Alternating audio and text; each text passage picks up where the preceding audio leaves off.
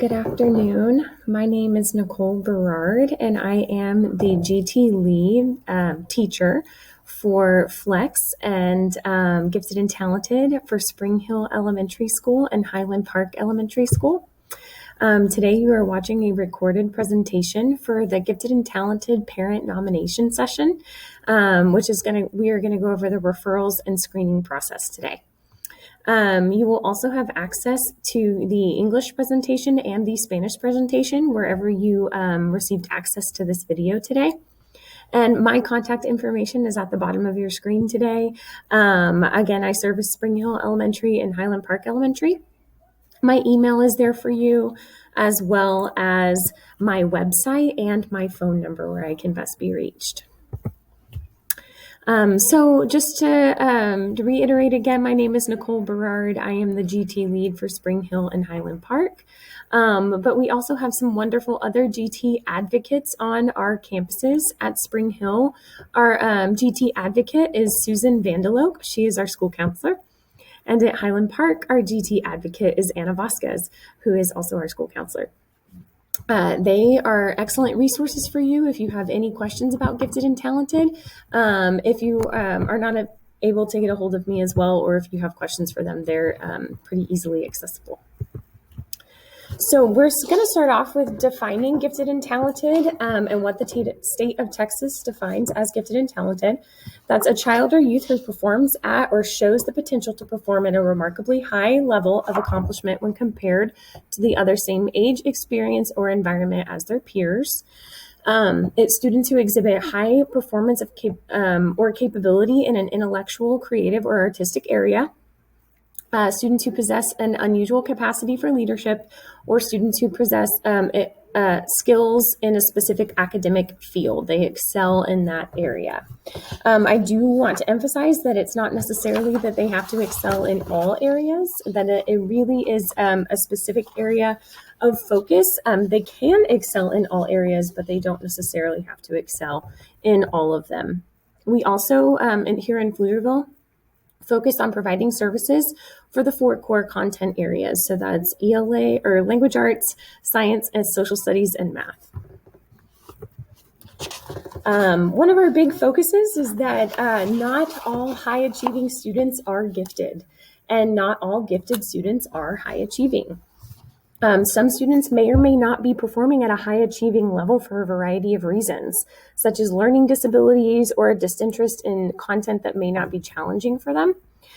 So sometimes you will see that high achievement for gifted learners, but sometimes we have to dig a little bit deeper and see some other character traits that we might be able to find in gifted learners. Statistically, between 3 and 5% of the student population is considered gifted and talented, but that also is a statistic for our all of our populations, all of our diverse populations on our campuses. So that is also 3 to 5% of our populations we also identify as gifted and talented. These are some common characteristics of gifted students that you might identify in a gifted learner. These are not all the characteristics that you will see, as you might find different characteristics among different populations of students, but these are some of the most common ones that you would find in a gifted learner. I'm not going to go through all of them, but some of the ones I want to point out are kiddos that have rapid retention of new information. They learn things very quickly. They're able to problem solve easily. They have an extensive vocabulary. This is a really big one, especially for our English language learners. They have great memory. They're compassion for others. They have a wide variety of interests, things that they're really excited about or passionate about.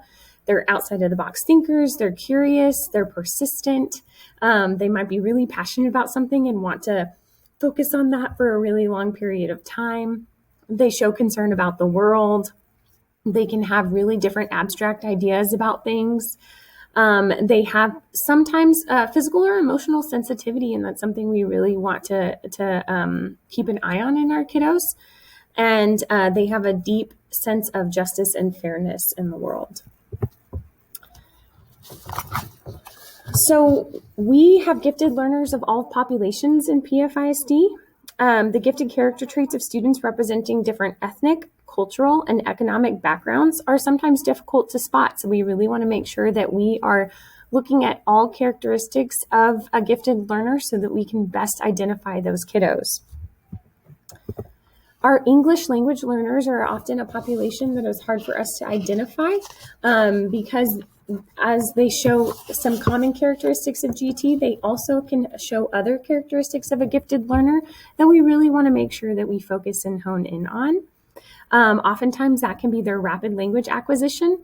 They're really, really talented about picking up on language quickly. So they're learning English quickly, or they're learning another language very quickly. They have advanced vocabulary, something that we really want to keep an eye out for. They have a vivid imagination. They have advanced math abilities. They have leaderships within their peer group. They work well with others. They're highly motivated. They can be enthusiastic storytellers, and they can have strong cultural and family ties that we also want to keep in mind and have a focus on. Our economically disadvantaged students is another group that we really want to keep an eye out for. Oftentimes, these kiddos have high mobility rates, so they're moving around a lot, which makes it challenging for these students to be able to go through the full duration of the identification process. So we really want to make sure that we are finding these kiddos and identifying them when needed. So a lot of these kiddos you'll find have advanced language. They have maybe an unusual perspective about different topics that you're learning. They're sensitive to justice and fairness. They oftentimes have accelerated learning demonstrated by an understanding of facts, like a quick understanding of facts. They have a really fun sense of humor. They have great storytelling skills. They're motivated by meaning. They're curious. They ask really good questions about focusing on relationships. And they often are able to have an extensive memory about people or conversations.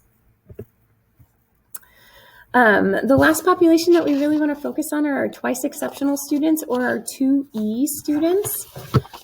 These kiddos are basically students who have the characteristics of giftedness and show high potential for achievement and give evidence of that achievement, but also might have one or more disabilities as defined by the federal or state eligibility criteria. These disabilities may include specific learning disabilities, speech and language disorders, emotional and behavioral disorders, physical disabilities, autism spectrum, or other impairments such as attention deficit hyperactivity disorder. So when we're looking at our twice exceptional students, we really want to see what are their strengths. Yes, they may have challenges, but what are their strengths that we also want to be able to identify to make sure that we are getting the full picture of the child and able to identify their giftedness. Right now, we're going to go ahead and go over the GT identification process and what that looks like here in Pflugerville ISD. So one of the first big things we really want to focus on is we're not in the business of labeling kiddos, but we are in the business of meeting kids' needs. We really want to make sure that we are able to find a kiddo who has the needs for gifted and talented, that are showing an educational need for our services, and then we're able to provide those educational services for students, that we're not focusing on necessarily just labeling kids, but really providing that educational need for these kiddos. Our GT referral windows, something that's opening up very soon, October 12th. Who can refer for screening? So in elementary, any adult can refer. A parent, a teacher, anybody on the campus can refer a child for gifted and talented screening. And then as students get older and into middle school and high school, they can actually self-refer. They can refer themselves for the GT screening process, or your peers, their friends can refer them as well. In second grade, we also do an automatic screener we do a screener in second grade where students could potentially be automatically screened for the gifted and talented program if they meet that top percentage that we're looking for. Wherever you have access to this presentation, you also have access to the referral form. If you would like to refer a student for gifted and talented screening, you are welcome to download this referral form and fill it out in a PDF and then send it to me, the gifted and talented lead for Spring Hill and Highland Park, or you are welcome to send it to the counselor of your campus as well. All referral forms are going to be due by October 29th at 3 o'clock. So after a student is screened or after a student is referred for gifted and talented, we go through a process of what that's going to look like afterwards. We get the parent's permission to complete a screening process. So we have to receive permission from the parent to screen the child first. After that, we will go through the screening process where we'll do some qualitative and quantitative measures. We'll determine through a committee whether or not the child is eligible for GT services, and then we'll send letters home to parents or guardians with the committee decision and determination. Our identification measures are as follows. We do a quantitative measure, which includes our COGAT screener and our NNAT screener assessments. These assessments are judging and basing off the quantitative measures and learning abilities for your students. They are a computer-based program. They take roughly anywhere between 30 to 60 minutes, and they do sometimes have different sections as well that students will complete. And then they have the qualitative measures, which are the school scales for identifying gifted students, and the home's scales for identifying gifted students, the SIGs. And then the student portfolio and the interview process. So the portfolio is going to be scored by at least 3 adults that are compose the committee, and then as well as the interview. The interview, all students will be given the same questions. Questions are related to work submitted throughout the portfolio. It's going to be scored by the committee of at least 3 people. And then the scores are based on level of need indicated by verbal articulation of the original ideas provided by the student. All right, the student portfolio. The portfolio of student work should exemplify the higher thinking and creativity of the student and providing them the opportunity to show those things. Teachers are going to provide anywhere between 6 to 10 samples of student work that they believe gives the child the opportunity to show their higher level thinking and creativity. The student can also submit 1 to 2 portfolio samples as well. And then as a parent or guardian, you are welcome to submit 1 or 2 portfolio samples. Those are going to be considered optional. The SIGs, the scales for identifying gifted students. For our SIGs, we give a rating of 0 to 4. So as you fill one out as a parent or guardian, and as the teachers fill them out, they will be giving a rating for each category from 0 to 4. 2 represents an average performing student for that age. And then if you're scoring students within a certain range, they are going to ask for a explanation as to why you scored your student in that particular range, giving some context and evidence for that specific score. All of these SIGs forms are available in Spanish and Vietnamese as well as English, so that we can make sure we're getting the best full picture of the child who is nominated. All right, our Pflugerville ISD GT services. So if a student is identified for gifted and talented, they can receive 3 different tiers of gifted and talented instruction. The first is going to be the differentiation within the classroom of their class that the child is in, that they're placed with a GT cluster teacher and receiving the differentiation for their needs. Tier 2 instruction would be considered their flex class, which is provided by the campus GT lead. So I would be providing that for Spring Hill and Highland Park.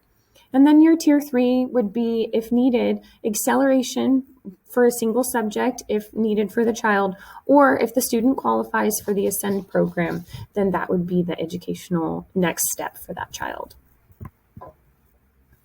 All right, our tier 1 differentiation in GT cluster classrooms includes teachers who, each classroom has a GT cluster teacher for the GT cluster class.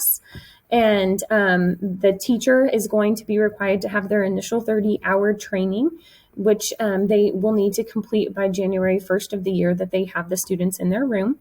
They will also complete an annual 6-hour update, which includes just higher education for them, continuing education for them that provides them the gifted and talented instruction and refreshment that they need in order to best service their students.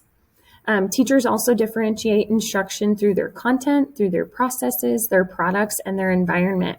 And they're making sure that they're differentiating that instruction according to the readiness, interest, and learning profiles of the student.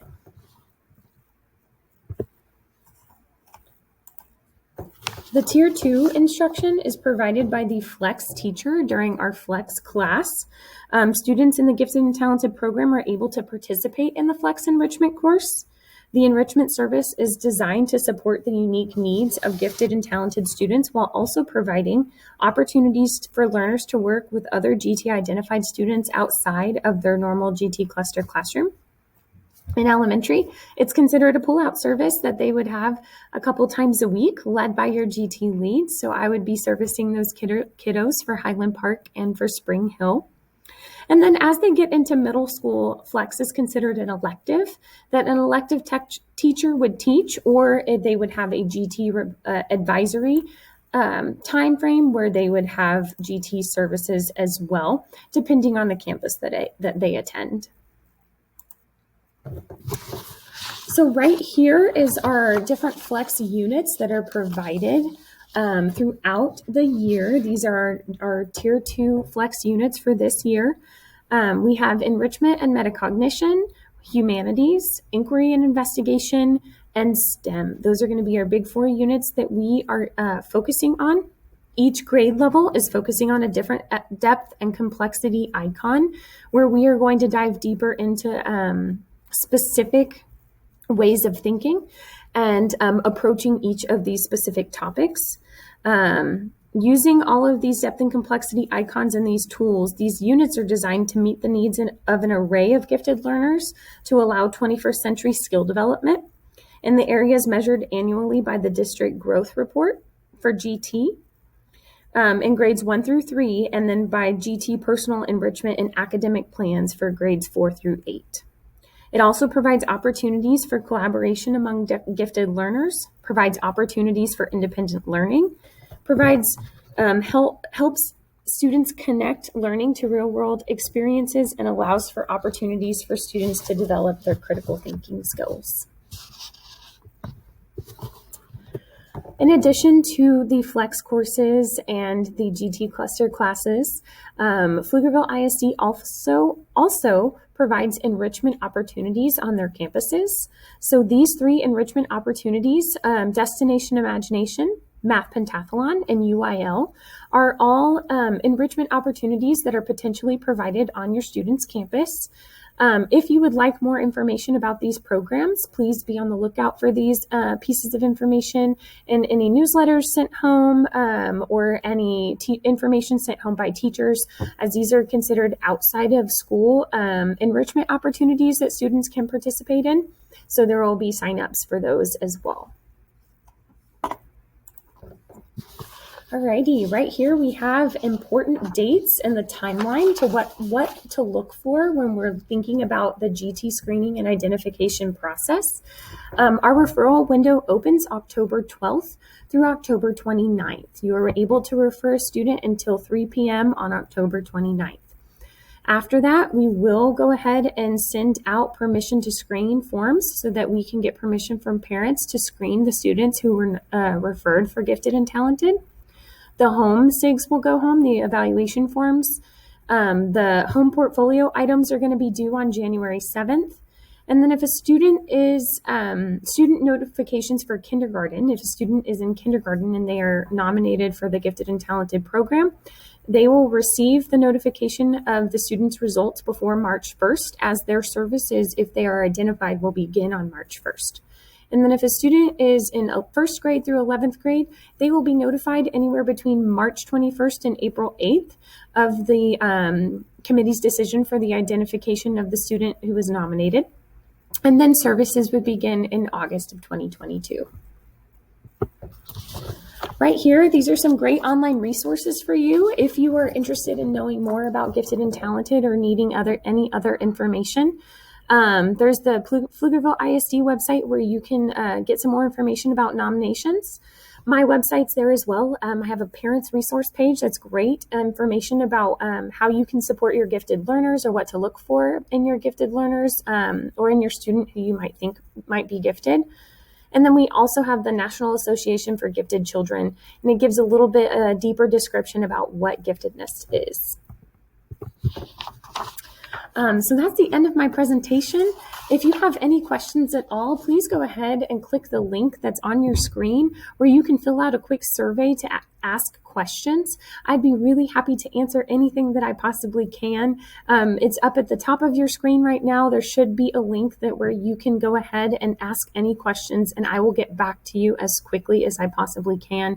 Thank you so much for watching this presentation. Again, my name is Nicole Berard. I service Spring Hill and Highland Park Elementary Schools, and I cannot wait to continue working with you this year. Thank you.